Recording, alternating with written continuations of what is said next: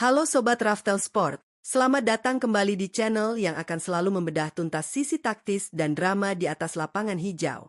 Kali ini, awan mendung tengah menggelayuti markas tim nasional Brasil.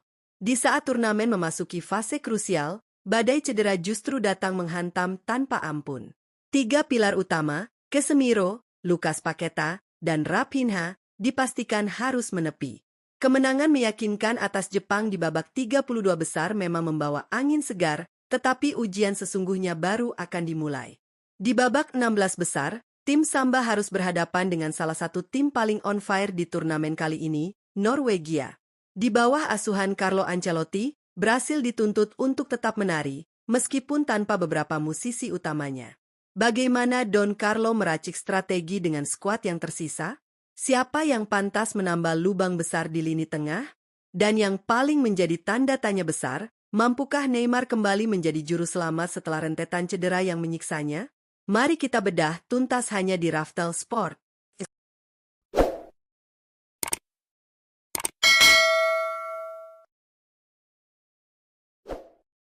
Sobat Raftel Sport, mari kita bicara fakta. Keberhasilan Brasil melangkah mantap dari fase grup hingga menembus babak 16 besar tidak lepas dari peran vital dua sosok di lini tengah, Casemiro dan Lucas Paqueta.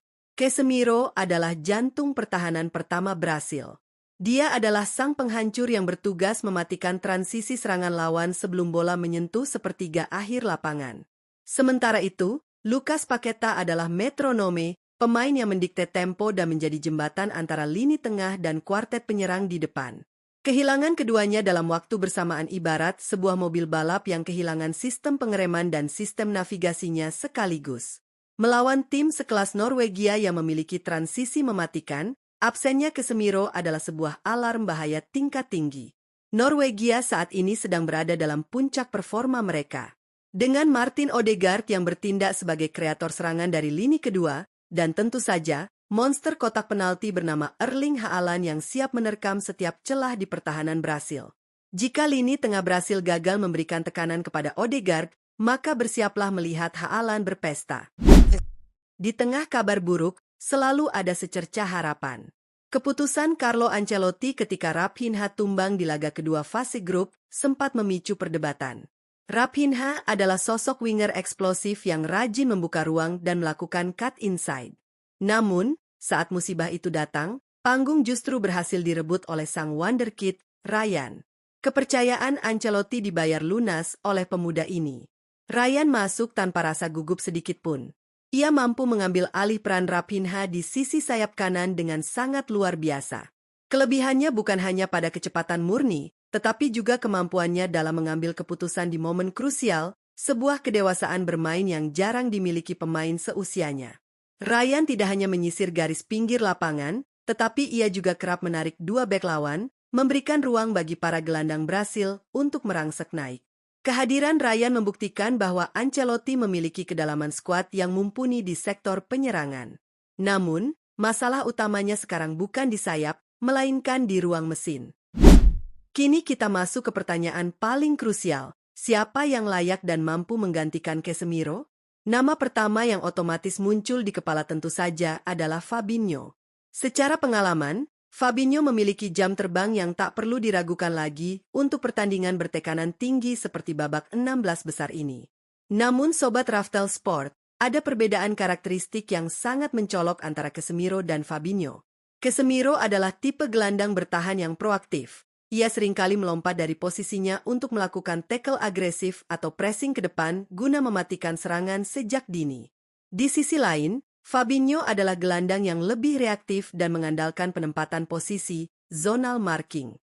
Kecepatan dan mobilitas Fabinho mungkin tidak lagi seeksplosif beberapa tahun lalu. Menghadapi serangan balik cepat Norwegia, mampukah Fabinho menutupi ruang kosong yang ditinggalkan oleh fullback Brasil yang sering overlap? Ancelotti diprediksi tidak akan membiarkan Fabinho bekerja sendirian.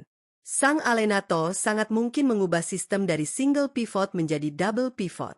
Menandemkan Fabinho dengan Bruno Guimaraes atau Ederson bisa menjadi solusi paling masuk akal. Fabinho bertugas murni sebagai penyaring serangan drop deep di depan bek tengah, sementara rekannya akan mengambil peran box to box untuk menutupi absennya daya jelajah Paqueta. Selain lubang di lini tengah, ada satu narasi besar yang tak bisa kita abaikan, kembalinya sang mega bintang, Neymar Junior. Badai cedera seolah enggan menjauh dari karir Neymar di tim nasional. Di turnamen ini, ia baru mencicipi rumput lapangan selama 15 menit di laga terakhir fase grup. Pada pertandingan krusial babak 32 besar melawan Jepang, Ancelotti dengan tegas memarkir Neymar di bangku cadangan dan tidak memainkannya sama sekali. Keputusan Ancelotti saat itu adalah langkah pragmatis untuk melindungi aset berharganya, atau mungkin sebuah sinyal bahwa Neymar belum benar-benar siap dengan intensitas tinggi. Kini, dengan absennya Paqueta yang notabene adalah penyuplai bola utama, opsi untuk memainkan Neymar sebagai nomor 10 klasik kembali terbuka lebar. Tetapi, ini adalah perjudian besar. Mampukah Neymar kembali ke permainan magisnya dalam kondisi kebugaran yang masih menjadi misteri? Jika diturunkan sejak menit awal, risiko Neymar kembali cedera atau kehilangan sentuhan di tengah tingginya determinasi bek-bek Norwegia sangatlah besar. Skenario yang paling ideal bagi Ancelotti adalah menyimpan Neymar sebagai super sub. Biarkan barisan depan yang dipimpin oleh Vinicius dan Ryan menguras stamina lini belakang Norwegia. Jika laga berjalan buntu hingga menit ke-60 atau 70, barulah magis Neymar diturunkan untuk membongkar pertahanan low block atau memberikan visi umpan mematikan yang tidak dimiliki pemain lain. Sobat Raftel Sport, jika ada satu pelatih di dunia ini yang paling ahli dalam menangani situasi skuad pincang dan krisis pemain, orang itu adalah Carlo Ancelotti. Sepanjang karirnya, Ancelotti dikenal bukan sebagai pelatih yang memaksakan satu filosofi kaku, melainkan pelatih yang mampu mengadaptasi taktik sesuai dengan material pemain yang ada. Melawan Norwegia yang sedang on fire, Ancelotti diprediksi akan menurunkan ego Jogo Bonito. Tanpa Casemiro dan Paqueta, memaksakan permainan terbuka dan possession progresif akan menjadi bunuh diri, mengingat transisi kilat yang dimiliki oleh kubu Skandinavia tersebut. Ancelotti kemungkinan besar akan merapatkan barisan pertahanan.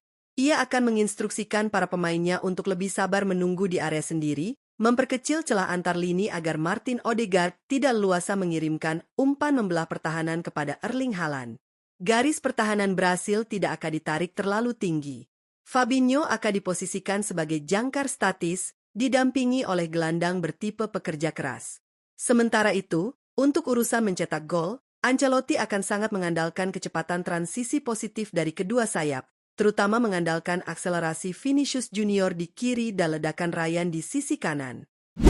Laga babak 16 besar antara Brasil melawan Norwegia bukan sekadar adu kualitas individu, melainkan adu kecerdasan taktik di tengah krisis.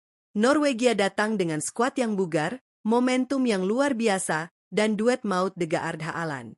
Di sisi lain, Brasil harus membuktikan bahwa mentalitas juara mereka tidak runtuh hanya karena kehilangan 3 pilar utama. Ryan sudah membuktikan kemampuannya untuk menggantikan Raphinha. Kini, beban berat ada di pundak Fabinho untuk menambal kepergian Casemiro, dan Ancelotti harus menemukan formula yang tepat untuk menghidupkan kembali kreativitas tanpa Lucas Paqueta, entah itu dengan mengandalkan sistem baru atau mempertaruhkan kebugaran magis dari seorang Neymar Junior. Menurut Sobat Raftel Sport, mampukah racikan darurat Carlo Ancelotti meredam amukan timnas Norwegia? Dan haruskah Neymar dimainkan sebagai starter di laga krusial ini? Tulis pendapat dan analisis kalian di kolom komentar di bawah.